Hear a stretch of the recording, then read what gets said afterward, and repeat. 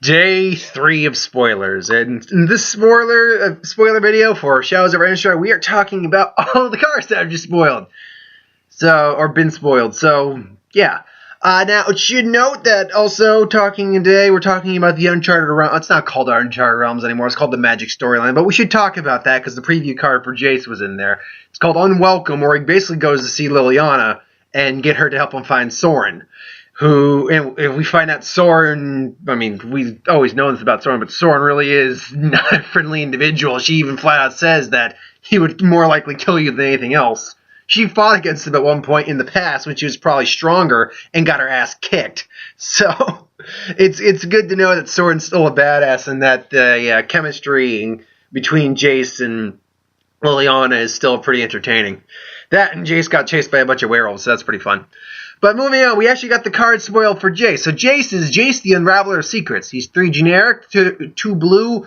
He's a Planeswalker mythic rare, obviously. Now, he's +1. He starts with 5 loyalty, so that's a good starting base for any 5 mono Planeswalker. +1 is scry 1, then draw 1. A very relevant ability, very prevalent, very useful.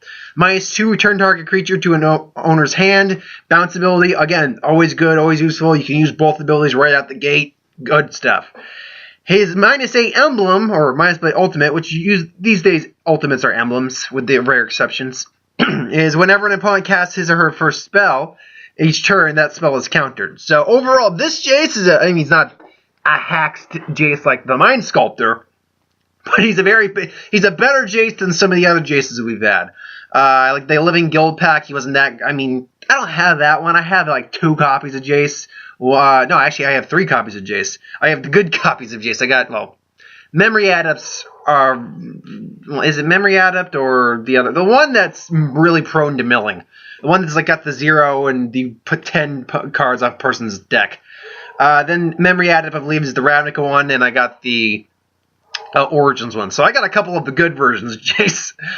But I don't have Living Guild Pack, I don't have Belren, and I don't have the Mind Sculptor. I would want this version, though. This seems like a very good version of Jace. All of his abilities are relevant. They can all serve, the minus and the +1 all serve a purpose the minute he enters the battlefield. So if you feel you're down cards and need more cards, you can always just scry with his first ability, assuming you got protection for him. Or if you feel you need protection for him, you can bounce something that's threatened, assuming it doesn't have hexproof or anything like that. But you can bounce something. Overall, it's a great card, and if you're able to get that ultimate off, which starting at 5 mana, -8, that's really not impossible to do if you got some cover for him. So overall, great card. Overall, Jace is usually pretty good. Then we have Olivia Mobilized for War. Olivia's back, if you recall. I don't remember her actual card, but she was actually in the original Innistrad block. She was like a 4/2 that took control of other creatures and turned them into vampires. She's kind of the same, but she's a 3/3, so she's balanced out now in terms of her stats. She costs 3 mana, 1 generic, 1 black, 1 red. So she's 3 for 3. Right there, she's a solid card. Flying, right there, all great. She's a vampire knight now. I've heard some people say the art looks a little weird on her, and looking at her... Yeah, actually, the art, it's not her that's the problem. It's the background they set her against that's the problem, I think. I mean, if they maybe had like a horde of vampires, or at least a contingency or group of vampires behind her, because her ability is whenever a creature enters the battlefield under your control, you may discard a card, Madness Enabler. If you do put a +1/+1 counter on that creature, it gains haste until the end turn and becomes a vampire in addition to its art type. So if you had a group of vampires like behind her, that probably would have looked better in terms of the art. As the card itself, though, you can get it out on turn 3, turn 2 if you got mono ramp, and then you can just be like, "Yep, fuck you." Whenever, anytime I play a creature, I'm going to discard this madness card, and and then play that, and then boom, madness creature, this shenanigans. So it's a we gotta see more of them. Because honestly, if you really look, we haven't had a lot of madness spoiled. Like I haven't seen them besides the blue one. I have not seen a lot of mythic rare madness being spoiled at the moment. No, actually, no, I take that back. The blue one, no, I'm thinking the transform mythic. We haven't had any mythic madness costs, as far as I can tell. The white ones have not had any madness costs. In fact, I don't think any white cards had madness yet. I don't believe the blue card has had madness yet. or any blue card is at mana. Yeah, I could be mistaken. I don't have the actual list right up now because the site would possibly make my computer lag again. But I'll have to go there anyway in a little while. But point being is that I don't believe we've had any. Okay, black I know has madness. Red I know has madness. Green I haven't seen with madness, and I haven't seen any multicolors yet with madness. We really have not had a lot of madness at the moment. So yeah, I mean, yeah, I'm expecting a lot more madness. I'm expecting maybe a couple rare madness cards. I'm expecting that, and mythic rare, at least one mythic rare madness card. I mean, yeah. I'll be disappointed if they don't utilize madness to the full ability with all this discarding going on. Granted, we have Eldritch Moon to go to, too, to compensate for that. But still, overall, though, assuming there's madness enablers and all that stuff, great solid card, I think. Then we have Cigarai, Heron's Grace, the only good angel left on the plane, or at least one of the only good angels left on the plane. So 4/5, I think that was her original stat physicality-wise, in terms of her physical stats. Her casting cost has changed up a bit. It used to be, I think, double white with green, and then another 1. So it's gone up in terms of her casting cost, I believe. 3 generic, 1 white, 1 green. She still has you and humans you control have hexproof. She does not have hexproof. But that being said, you can pay 2 generic, exile a card from your graveyard, and put a white 1/1 human token creature into play. So she is she's card advantage right there. You have hexproof, the humans have hexproof. She does not. There's cards that can give her hexproof. That's not in debate. But as far as it seems that, because I think she had to give up her ability to protect herself, or the sacrifice ability, so she can protect the humans, meaning that we might see her murder herself sometime in the story. She still looks beautiful, though. She's graceful, angelic, got that wicked ass scythe. But no, she's a solid card. She's got a good butt on her. No, she's got good toughness on her. Solid attack power in case you want to be attacking in. And she's card advantage. Exile, token, and then whatever shenanigans you want to pull off of that. So good solid card all around for that too. Empathy of the Drowned Yard. 1 blue and X. Instant rare. Reveal the top X cards plus 1 of your library and separate them into 2 piles. And the opponent chooses one of those piles, put that pile into your hand and the rest into the graveyard. So, first off, it should be noted this art is very story-driven because the flavor is this what you found, Timio? And it's showing that circle you see in the trailer, like this summoning circle of some kind. Is this still Nahiri being a bitch? Because at the moment, Nahiri is being a really big bitch at the moment. She's a harbinger of being a bitch. She is. She's kind of being a bitch. I mean, yeah, she's upset about what happened to her plane, but come on. Now, we don't know the full story. Maybe the story did something else to her, but still. Come on here. You're being a bitch. Anyway, but maybe Nahiri's not the only problem on the plane. People are still thinking maybe Emrakul will show up, Martin Large, or whatever the name that thing was from Ice Age, or excuse me, Cold Snap.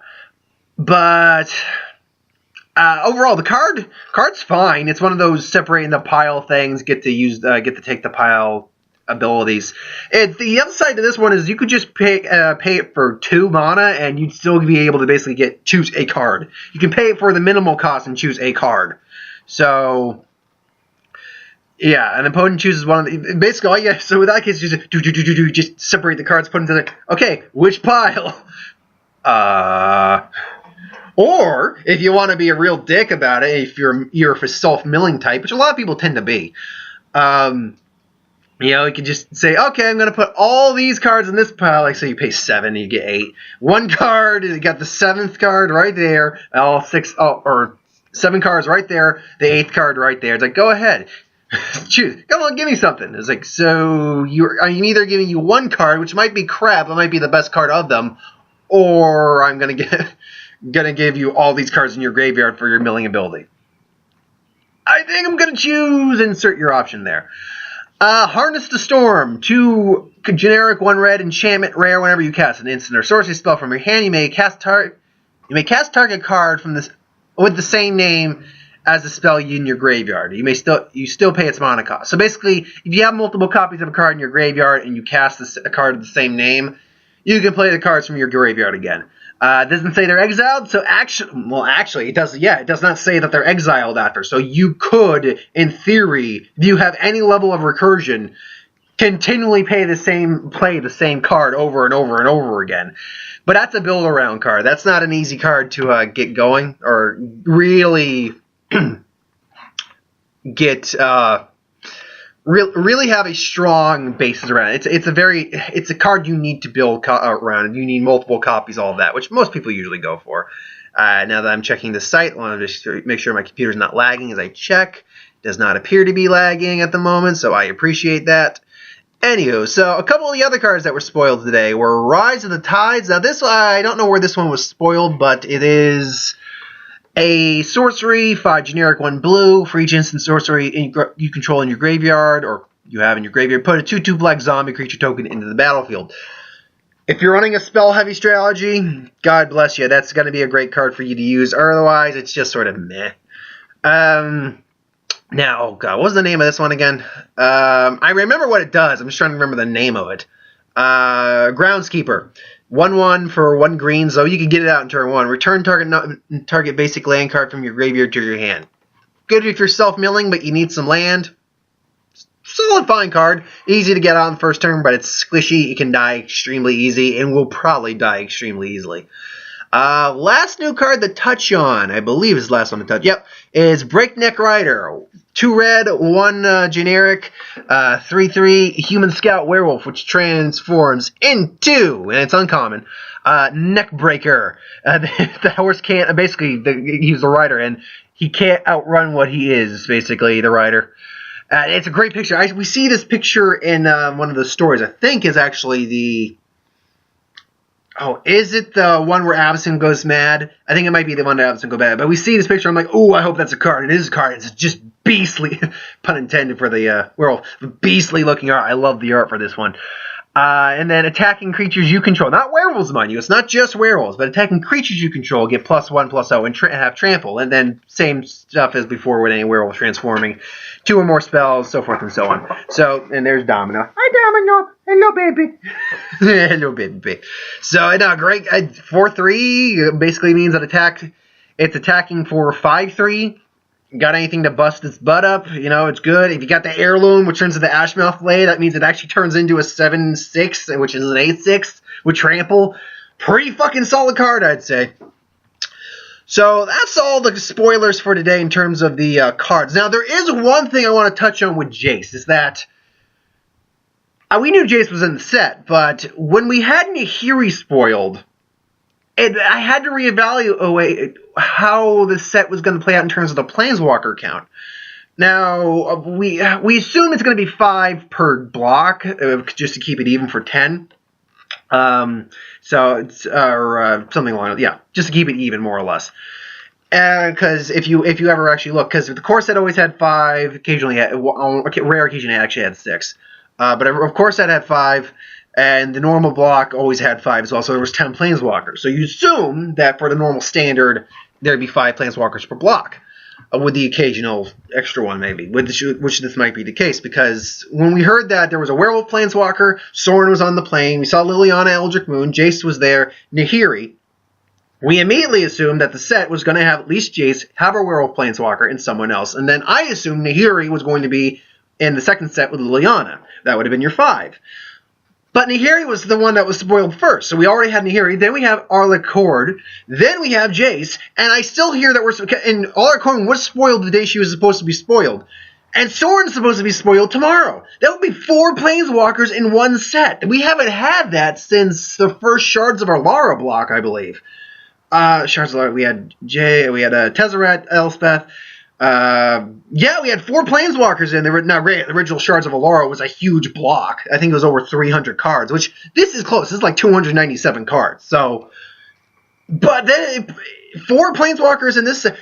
Is Liliana the only Planeswalker in Eldritch Moon? Is that what's going on right now, or is Tamio, who we see on the art, we know when Sorin's basically killing Avacyn or basically destroying her, we know she's still around. We know she's actually going to show up in the storyline at least.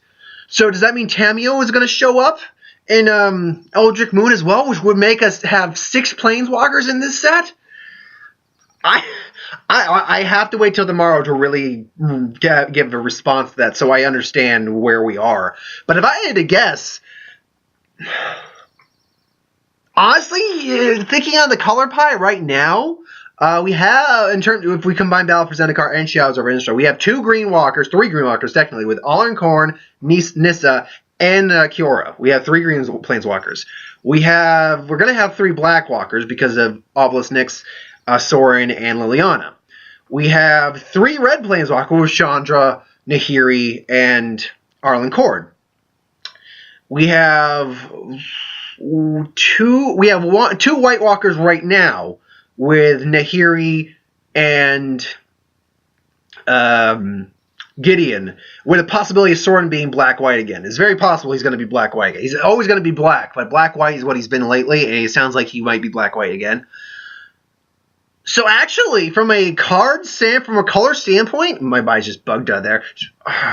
Realization. No, but from a color standpoint, if you want to keep it even, no, actually, Tamiyo would make a lot of sense bringing a card in for Eldritch Moon, having 6 Planeswalkers to keep the color balance completely even. If you actually think about the color balance, that would make it completely even. She would be a mono blue Planeswalker again, because if you don't make her mono blue, then you're throwing the color pie off. But it would be a mono blue Planeswalker. She would be blue, and then you'd have 3 blue cards with Kiora, Jace, and Tamiyo. So I'm actually going to say that Tamiyo is going to show up in the next set, along with Liliana. I think we're going to have 4 Planeswalkers in this set, 6 Planeswalkers in the entire block. That's what I think. I could be completely wrong, but that's how I'm seeing this playing out right now. I actually think that's how it's playing out. But what do I know? I'm just a geek. So, thanks for watching. I hope you enjoyed. Like, comment, share, subscribe. As always, if you want us to review something, put it in the comments below. Let us know. We'll do a review of it at some point. Back in a little bit with my Who Would Win for the